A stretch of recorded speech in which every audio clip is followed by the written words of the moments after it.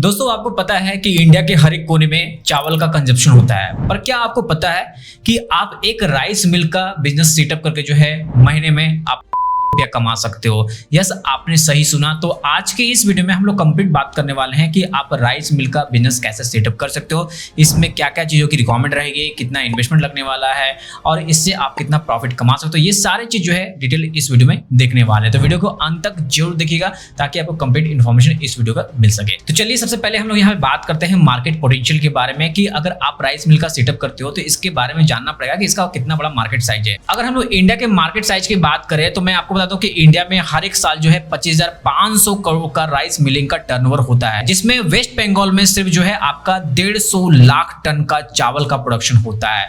इसके अलावा जो है एफसीआई जो अपने फूड कॉर्पोरेशन ऑफ इंडिया है, हर एक साल जो है 20 से 25% का राइस जो है मिनिमम सपोर्ट प्राइस पर खरीदती है। जैसे कि होटल हो गया, रेस्टोरेंट हो गया, राशन शॉप हो गया, ये सब में इसकी डिमांड काफी ज्यादा होती है। तो दोस्तों यहाँ पे आपको पता चला कि डिमांड कितना है, तो डिमांड अगर ज्यादा है तो इसका सप्लाई भी करना जरूरी है। तो यहाँ पे जो है राइस मिल का बिजनेस जो है आपके लिए एक अच्छा जो है अपॉर्चुनिटी हो सकता है। तो सबसे पहले यहाँ पे समझेंगे कि कितने तरह के चावल होते हैं। तो यहाँ पे जो सबसे पहले है रो राइस है, इसके अलावा जो है परबॉइल्ड राइस होता है, बासमती राइस होता है, नॉन बासमती राइस होता है। इस तरह के जो है बहुत ही वेराइटी बेस्ड जो है आपको राइस देखने को मिल जाएंगे आपके लोकल मार्केट में। तो अब लोग यहाँ पे नेक्स्ट बात करेंगे कि आपको अगर राइस मिल का सेटअप करना है तो इसके लिए क्या क्या चीजों की रिक्वायरमेंट रहेगी।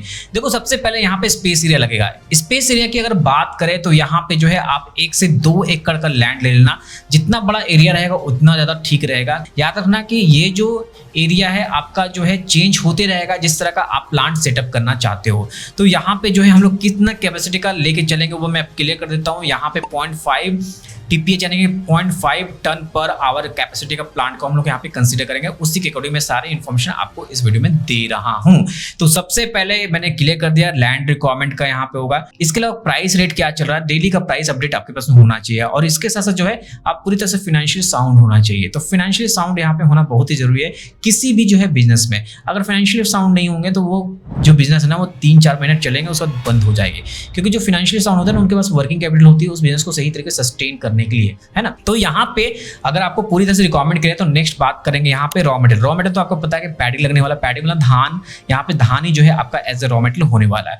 अब कितना का धान प्रोसेस करोगे वो आप पे डिपेंड करता है, क्योंकि आपकी मशीन कैपेसिटी कितना है उतने पे ही आपका धान यहाँ पे लगेगा। अभी के समय की बात करें तो 1 मीट्रिक टन जो पैडी है उसका प्राइस लमसम 18,000 से लेकर 20,000 के आसपास चल रहा होगा। तो आप उसका करंट जो रेट है ना आप चेक कर लेना, आपको मिल जाएगा। आपको मंडी की वेबसाइट पे जो है ना ई मंडी पे खोलना, आपको बिहार के लिए होगा तो बिहार पे ओपन करना, यूपी का हो तो यूपी पे ओपन कर लेना, आपको मिल जाएगा क्या प्राइस अभी चल रहा है। तो चलो अब लोग नेक्स्ट बात करने वाले हैं यहाँ पे लीगल लाइसेंस के बारे में कि अगर आप यहाँ पे राइस मिल का बिजनेस सेटअप करते हो तो क्या क्या लीगल लाइसेंस आपको लगने वाले हैं।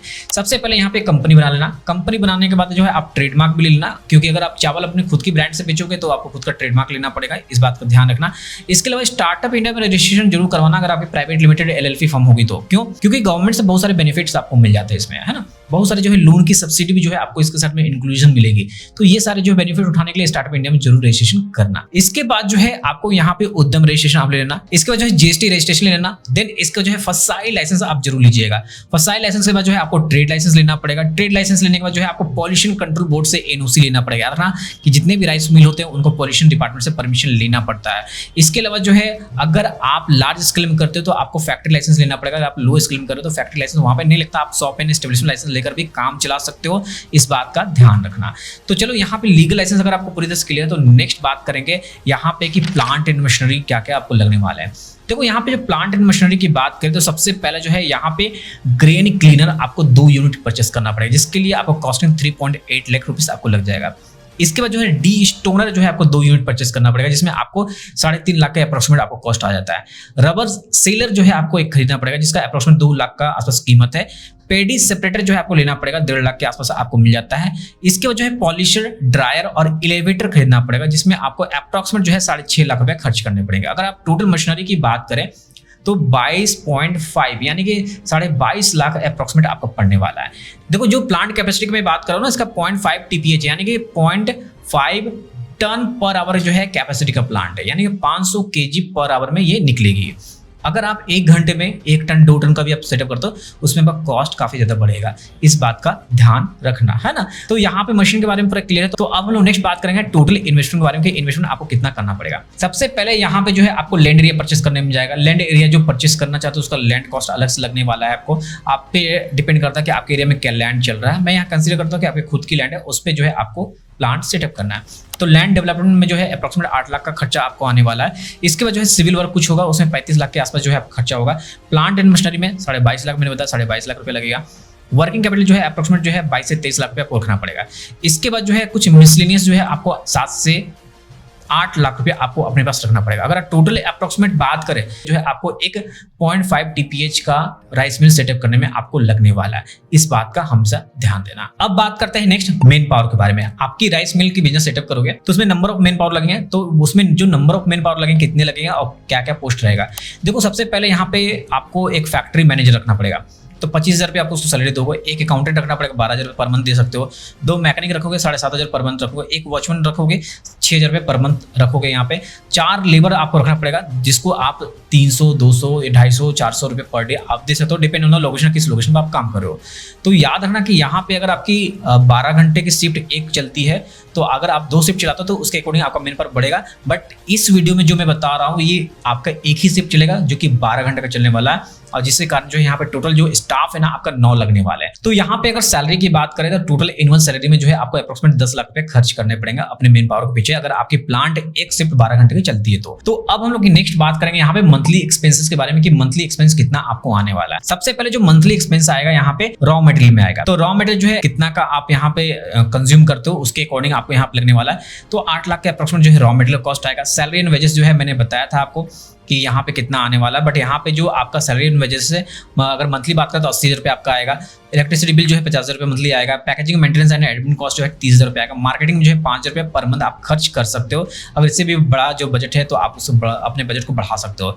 तो टोटल अप्रोक्सीमेट जो है 9.5 लाख रुपया पर मंथ आपका यहाँ पे खर्च आने वाला है। तो अब हम नेक्स्ट बात करेंगे नेट प्रॉफिट के बारे में। नेट प्रॉफिट कैलकुलेट करने से पहले आपको पता होना चाहिए कि आपकी जो प्लांट कैपेसिटी है उसमें कितना % का यूटिलाइजेशन है। तो हम लोग यहाँ पे 75% का यूटिलाइजेशन लेके चलेंगे, क्योंकि आपको पता जो 100 कैपेसिटी का प्लांट होता है ना उसमें 100% जो है यूटिलाइजेशन नहीं होता है। आप एक किसी लिफ्ट में जाते हो ना, वहाँ लिखा रहता है 6% कैपेसिटी, तो क्या उसमें 6% जा सकता है? आप एक बार ट्राई करना, उसमें ओवरलोड दिखा देगा आपको, है ना। तो उसमें जो है ना आपका 4 तक ही आपका आदमी जाएगा, उससे ओवर जाएगा उसमें ओवरवेट दिखा देता है। क्लियर? तो यहाँ पे हम लोग 75% का यूटिलाइजेशन लेके चलेंगे, ताकि यहाँ पे आप एक कंसीडर कर सको कि हाँ जो हम लोग कैलकुलेट कर रहे हैं इस वीडियो में वो सही कैलकुलेशन हो रहा है। तो यहाँ पे ध्यान समझना, प्लांट कैपेसिटी कितनी है? प्लांट कैपेसिटी जो है 0.5 टन पर आवर है। वर्किंग आवर कितने होंगे पर डे? 12 घंटा होगी। पूरे साल में हम लोग क्या 300 दिन कंसीडर करते हैं, तो एनुअल कैपेसिटी जो है हम लोग 100% यूटिलाइजेशन पर निकालते हैं और उसका 75% निकालेंगे।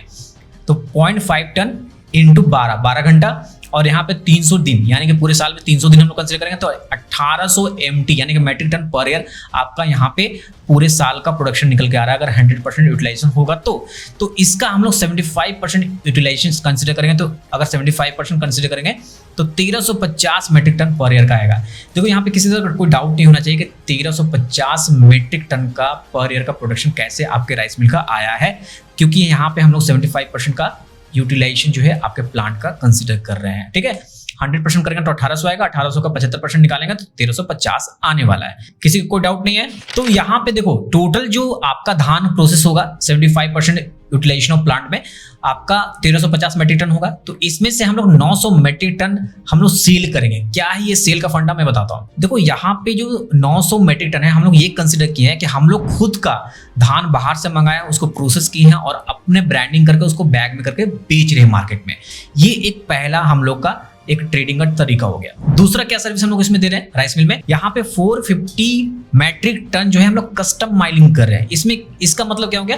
देखो बहुत सारे किसान ऐसे हैं जो अपना धान लेकर आएंगे और उसको आपको प्रोसेस करके आपको किसान को देना पड़ेगा। तो उसके लिए हम लोग यहाँ 400 मैट्रिक टन का कंसिडर कर रहे हैं कि हम लोग 450 मैट्रिक टन जो है हम लोग कस्टम माइलिंग करने वाले हैं पूरे साल में। ठीक है, यहाँ तक किसी तरह का कोई डाउट नहीं है। तो यहाँ पे हम लोग नेक्स्ट अब बात करते हैं कि अगर आप 900 मैट्रिक टन धान का प्रोसेस करते हो तो उसका 62% ही जो है ना आपको आउटपुट देखने को मिलेगा, यानी कि चावल आपको दिखेगा। तो अगर 62% यहाँ पे कन्वर्जन यील्ड आपको देखने को मिलता है तो 558 मैट्रिक टन जो है चावल आपको मिलेगा।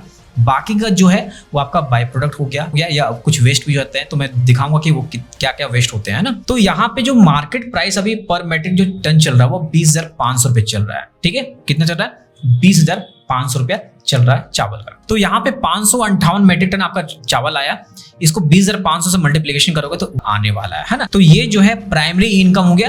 डायरेक्टली हम लोग जो चावल को सेल कर रहे हैं मार्केट में, है ना, तो डायरेक्टली जो है आपका धान का जो प्रोसेस हुआ है और उसको अपने ब्रांड के साथ मार्केट में बेच रहे हो, उसके लिए जो है आपका इतना पैसा यानी कि इतना रेवेन्यू बन के आ रहा है। ये आपका प्राइमरी इनकम सोर्स हो गया।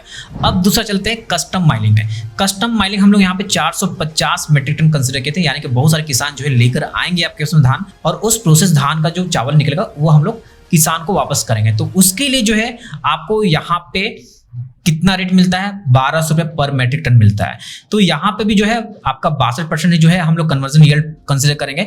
तो इसके अकॉर्डिंग अगर कंसीडर करें तो 279 मेट्रिक टन जो है आपका निकलता है 450 मेट्रिक टन का, अगर आप यहाँ पे प्रोसेस करते हो तो 279 मेट्रिक टन जो निकलेगा और तो 1200 रुपये पर मेट्रिक टन मिलता है। तो इसके हिसाब से कितना यहाँ पे मिलने वाला है? यहाँ तक क्लियर हो गया? किसी को डाउट है तो फिर से कमेंट कर देना। तो यहाँ पे याद रखना कि जो भी कस्टम माइनिंग होगी उसमें किसान क्या करेगा? अपना चावल लेके आएगा, यानी सॉरी अपना धान लेके आएगा उसको प्रोसेस करवाने के लिए।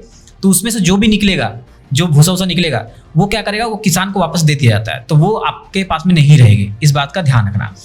तो यहाँ पे जो आप खुद का प्रोसेस कर रहे हो ना, वो आपका ब्रांड एंड हस जो है आपके पास बच जाएगा, उसका भी आपको अच्छा कॉस्ट मिल जाता है। तो यहाँ पता होना चाहिए कि आपका 100 मेट्रिक टन में कितना आपका कन्वर्जन यील्ड होता है ब्रांड का और हस का, है ना। तो अगर आप 900 मेट्रिक टन का अगर आप प्रोसेस करोगे धान का, तो 5% जो है आपका क्या होगा? ब्रांड निकलेगा। तो 900% का 5% निकाले तो 45 मेट्रिक टन जो है आपका भूसा निकलने वाला है।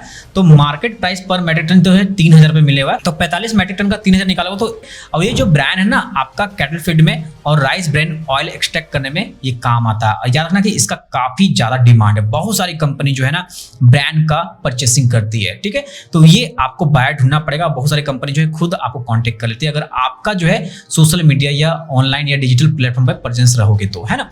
इसके बाद जो है हस्क की बात करते हैं। हस्क सेल जो है 18% जो है आपका पैडी से निकलता है। जब आप पैडी का प्रोसेस करोगे, धान का प्रोसेस करोगे, तो 900 मेट्रिक टन का हम लोग कर रहे हैं, तो 18% निकालेंगे तो 162 मेट्रिक टन का जो है ना आपका क्या निकलेगा? वहां पे हस्क निकलेगा। तो इसमें से जो है आपका 1,000 रुपये पर मेट्रिक टन जो है अभी मार्केट में प्राइस चल रहा है।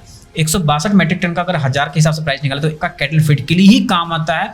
बहुत सारे बॉयलर में जो है उसको फ्यूल की तरह यूज किया जाता है, इस बात का ध्यान रखना। तो यहाँ पे अगर हम लोग पूरा समरी देखें रेवेन्यू का, तो आपको क्लियर कर देता हूँ कि जो आप खुद का राइस जो है यहाँ पे आपने बनाया है 558 मेट्रिक टन, उसका रुपया आया है। और टोटल रेवेन्यू की बात करें तो रेवेन्यू होने वाला है। अब यहाँ पे एक्सपेंडिचर की बात कर लेते हैं। तो यहाँ पे जो आपका पूरे साल का जो एक्सपेंडिचर है, ये जो है आपका रॉ मटेरियल जो है आपका कितना अप्रोक्सीमेट जो है 25 लाख का लग गया। लेबर एंड स्टाफ का जो है आपका अप्रोक्सीमेट जो है कितना चला गया? मान के चलते हैं 9.5 लाख रुपए चला गया। इलेक्ट्रिसिटी फ्यूल को जो है 6.5 लाख रुपए लगेगा। अदर एक्सपेंसेस जो है 3 लाख रुपया। डिप्रिसिएशन जो है यहाँ पे 7.18 लाख का चला गया। लोन का जो इंटरेस्ट है 10.5 लाख रुपया का, या अप्रोक्सीमेट जो है 11 लाख आप कंसीडर कर सकते हो। यानी कि टोटल जो एक्सपेंसेस है आपका 61.83 लाख रहा है, यानी कि 62 लाख कंसीडर करके चलते हैं। याद रखना नेट प्रॉफिट जो है आफ्टर टैक्स जो है 36% तक का टैक्स जाएगा अगर आप प्राइवेट लिमिटेड या कोई भी कॉर्पोरेट कंपनी बनाते हो तो 1,20,00,000 में से जो है आप अगर 62 लाख रुपए आप यहाँ माइनस भी करते हो, जैसे कि यहाँ पे लिखा हुआ है, तो उसके अकॉर्डिंग जो है अप्रोक्सीमेट जो है आपका बच जाता है। याद रखना इस पे जो है 36% का आपको टैक्स देना पड़ेगा। तो अप्रोक्सीमेट जो आपका नेट प्रॉफिट है ना पूरे साल का बचने वाला है। आप खुद से कैलकुलेट करके बताइएगा, आप कमेंट बॉक्स में बताइएगा कि क्या ये कैलकुलेशन सही है या गलत है। तो मैं साफ यही बोलना चाहता हूँ कि अगर आपकी खुद की अच्छी प्लानिंग हो और एग्जीक्यूशन अच्छा हो तो ये जो है बिजनेस काफी प्रॉफिट आपको देने वाला है। तो चलो अब हम लोग नेक्स्ट बात करने वाले हैं मार्केटिंग के बारे में कि आपकी मार्केटिंग कैसी होनी चाहिए अगर आप खुद का राइस मिल सेटअप किए हो तो। देखो सबसे पहला जो है ना आपको डिजिटल प्रेजेंस बनाना पड़ेगा। खुद की वेबसाइट लेके आओ। आप जितने भी B2B प्लेटफॉर्म है, इंडिया मार्ट हो गया, जितने भी सब जगह पे जो है आपको एक्टिव होना पड़ेगा, क्योंकि अगर आप खुद का चावल प्रोसेस करो उसको बेचना चाह रहे हो तो उसके लिए आपको B2B प्लेटफॉर्म पे जाना पड़ेगा। इसके अलावा जितने भी लोकल होलसेलर हो गए, होटल्स हो गए, राशन शॉप हो गए, आप उसको सप्लाई करना चाहते हो तो उसके लिए भी जो है आपको अपने कनेक्शन स्ट्रॉन्ग करने पड़ेंगे। ऑनलाइन प्लेटफॉर्म पे भी लिस्टिंग करके आप सेल कर सकते हो, वहां भी आपको अच्छा खासा जो है रेट मिल जाता है। इसके अलावा जितने भी राइस बाई प्रोडक्ट निकलते हैं जैसे कि ब्रांड और हस, ये कैटल फीड जो है मिल को बेच सकते हो डायरेक्टली। कैटल फीड मिल वाला जो है ना डायरेक्टली आपसे परचेस कर लेंगे एक अच्छे रेट पे। जो मैंने रेट बताया वो रेट आपको मिल जाता है मार्केट में। आप खुद से जो है रेट की सारी जो है इंक्वायरी कर सकते हो जो मैंने आपको बताया है। तो वीडियो के कमेंट बॉक्स में कमेंट करके बताना कि वीडियो कैसा लगा। अगर अच्छा लगा तो जरूर जरूर वीडियो को लाइक करना, कमेंट भी कर देना कि हाँ सर बिल्कुल अच्छा लगा। इसी तरह के वीडियो और भी लेकर आते रहूंगा आपके लिए, क्योंकि मैं कोई वीडियो लेकर आता हूँ तो उस पर काफी रिसर्च करता हूँ। तो उम्मीद करता हूँ कि इस वीडियो के माध्यम से मैंने आपको पूरी जानकारी दी। बस आज के लिए इतना ही रखते हैं इस वीडियो में। धन्यवाद। जय हिंद।